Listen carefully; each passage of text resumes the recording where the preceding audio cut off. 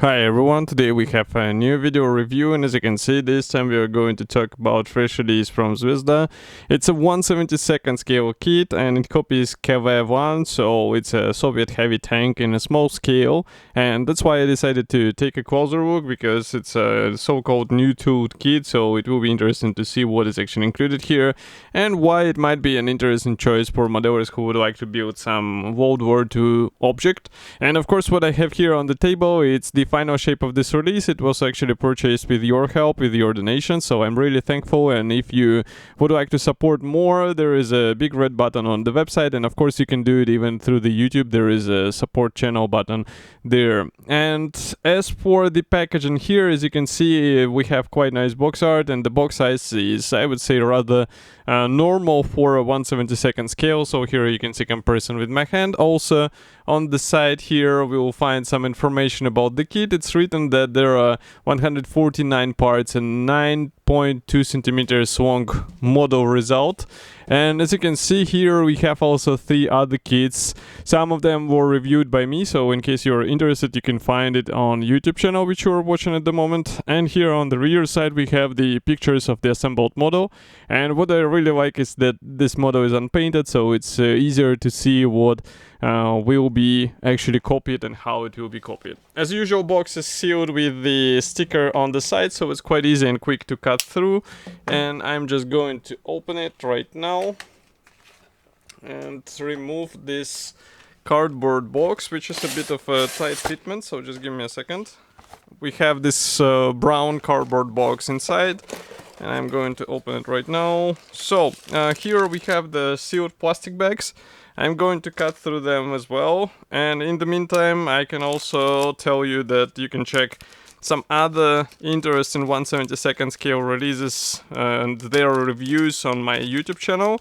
I recently checked plenty of World War II subjects in this scale, so in case you would like to have a small collection, definitely check it out, because some of them are quite nice to build and the quality is very impressive. So here we start with the first plastic sprue, and this one is dedicated to the turret. So maybe what I will do is actually zoom in, and now you can see that the whole turret will be assembled out of separate panels. What is interesting here is that we have the separately molded hatches. I'm not sure how handy it will be in the actual build, because, well, the figurines are obviously not included here. And maybe it's worth actually finding some commander figurine to place it in the turret, and then it will be a slightly different appearance, which will be a bit more convincing, I would say. But of course it's your decision whether you would like to go that far, and yeah, it will also require some additional, let's say, investment. And here from the opposite side you can see that we have the guiding elements, but there are no interior features whatsoever. So maybe for the turret it's somewhat important, I would say, but we have what we have. Also note that the main barrel is molded as a single piece part, so if I zoom in you can see what I'm talking about. And maybe for the main barrel, as usual, I'm saying that it might be worth replacing it even in this scale, because the metal barrel is way better in appearance even in the tiny sizes. Next we continue with these 2 sprues. So they are dedicated to the drivetrain, and maybe I'll place it like this and zoom in so that you can see it closer. So we have here road wheels.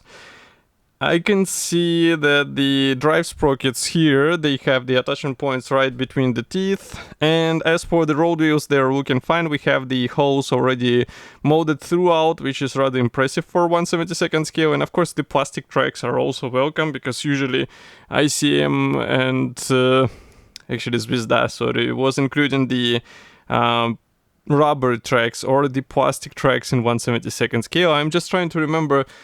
I think it was this weird black parts which you had to wrap around the drivetrain, and it was a bit tricky because it was plastic which you had to melt. Here we have slightly different approach, so that's why it is rather an improvement which will be easier to deal with. And last but not the least, in terms of the plastic parts, is this sprue. So I'll place it like this and zoom out a bit. Now you can see that here we have the lower hull section, so it should be assembled out of separate panels, and overall it looks quite fine. We have also some of the towing cables and Pioneer tools, and towing cables are molded out of plastic, so you don't have to find some metal cable or metal wire in order to replicate it. In my opinion, it's good because not all modelers are happy to search for all of this stuff. And of course, the alignment of these hull parts, it's usually quite good, so I don't think you have anything to worry about. From the opposite side, we have just the plain surface, and even here on the mudguards we have the plain surface, so I'm not sure how it is actually on the real tank, so if you have something to say about it, feel free to write in the comment section, I will be happy to learn. And then we continue with the marking guide. So marking guide is printed on the separate paper, and as you can see it's printed in color. We have here two marking options, and they are somewhat simple. So this is traditional green camouflage, and of course it will be a good opportunity to play with the color modulation as well, because this will allow you to make your model a bit more interesting. But of course the final decision is after you. Maybe you would like to have the factory fresh tank, then it's also a good thing to try out. The decals sheet is not that huge, so here we have it, and as you can see there are all those tiny symbols which were visible on the marking guide. They should be easy to apply. Usually I do not have any issues with Zvezda decals, and I guess well, I hope that this kit will not be an exclusion from such rule. And then we have the assembly manual. This one is printed in black and white. Considering the price of the kit, I think it's completely fine. Nothing to complain about. And as you can see on the first page we have the short history note and some safety advices. Also some tips on how to work with the parts. Then assembly process starts with the lower hull section, so here you have to combine the separate panels together, as you remember. And I can see that the suspension arms are separate, but yeah, there are guiding elements which should help you with the well, approximate alignment, I would say. I'm usually not that huge fan of such design because it's better when the slots are squarish, then you have a bit more precise insertion. Here you also have the drivetrain parts, then we can see how the tracks should be assembled. So as you can see, you place the long sections on the top and the bottom, and obviously the small sections gets combined around the road wheels. Here we have also the side skirts assembly, and then we continue with the stowage boxes. And stowage boxes are assembled out of several parts, so you have to do it 3 times.